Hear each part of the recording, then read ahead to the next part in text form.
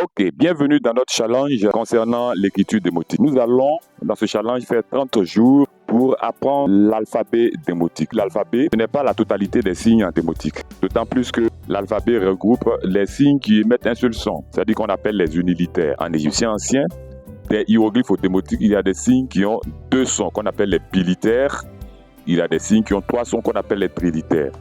Nous allons, sur ces 30 jours-là, nous intéresser spécialement aux unilitaires. Nous allons d'abord commencer par donner les bases hiéroglyphiques.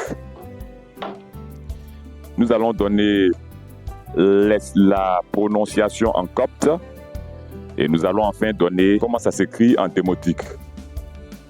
Sans oublier quelques exemples pour fixer ce que nous sommes en train d'apprendre.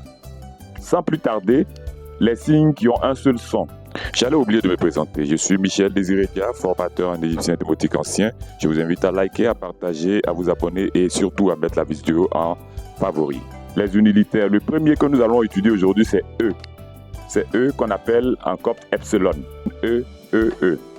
E d'abord s'écrit ainsi, mais il est la forme simplifiée de ce signe-là qui est le signe du vautour percnoptère. Vautour percnoptère, c'est un vautour tout particulier, c'est un rapace tout particulier qui prospère en Égypte et en Afrique de l'Est.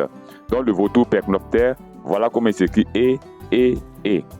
Et aussi peut s'écrire dans les textes comme ça, un trait ou alors ce trait-là avec une barre en bas. Il signifie aussi E, mais ça c'est le roseau fleuri. Roseau fleuri, la fleur de roseau. Vous savez que l'Égypte est un don du Nil. Et le Nil est un fleuve qui a dans son voisinage des roseaux. Et les roseaux là, roseaux fleuris, voilà le signe en démotique E, E, E, E.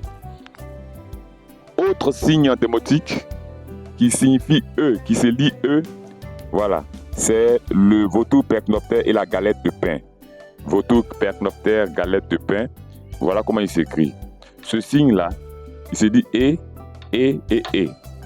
E, E, E. Passons tout de suite aux exemples. Hayo, ça veut dire salut. Voilà le Hayo, E. Ici, Hayo, Hayo. Voilà, E. Eoul, Eoul, Eoul, Eoul, qui signifie la gazelle. Eoul qui signifie la gazelle, et voilà comment il s'écrit. Voilà le E ici.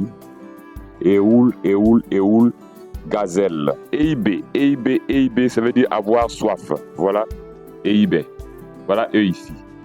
L'une des particularités qui rend le démotique beaucoup plus intéressant, c'est qu'on peut superposer les signes.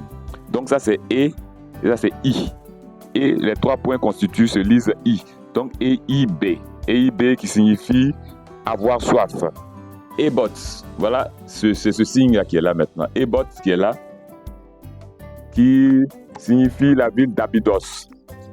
Abydos, comme le disent les Grecs, les Latins, mais il se disait Ebot. Ebot, voilà le E ici. Ebot, Ebot, Ebot, Abydos. Eyot. Eyot, qui signifie père, papa.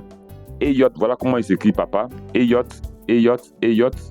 Et voilà le E ici encore. Et RP, RP, RP qui signifie le temple, le sanctuaire. Voilà le E encore qui est ici. Et le dernier E là, nous allons l'étudier dans les cas pratiques. Donc E. Les signes égyptiens sont faciles pour celui qui s'y intéresse. À demain pour le prochain signe.